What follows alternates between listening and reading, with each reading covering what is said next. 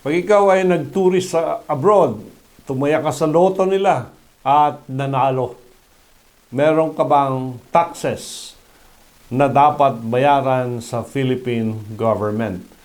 Ang winnings ng lottery and other games of chances, gambling, abroad is governed by the National Internal Revenue Code under the TRAIN Law or Republic Act 10963. At sinasabi dito, resident citizens are taxed on a worldwide income, which means that earnings from both domestic and foreign sources, including lottery winnings abroad, are taxable in the Philippines.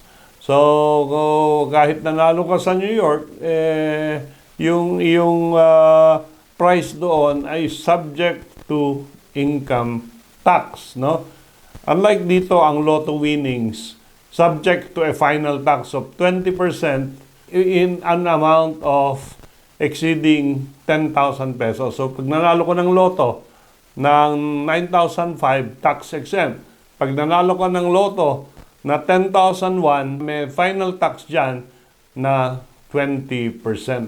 So, kailangan dito sa winnings abroad, i-declare mo as income tax yung mga winnings mo doon at mag-file ka ng return at magbayad ka ng income unless meron kang daladalang tax credit galing sa foreign land. Meaning, doon mo binayaran yung tax at i-request ng foreign land na pinanalunan mo ng loto na i-credit na lang sa'yo yung tax na binayaran mo doon.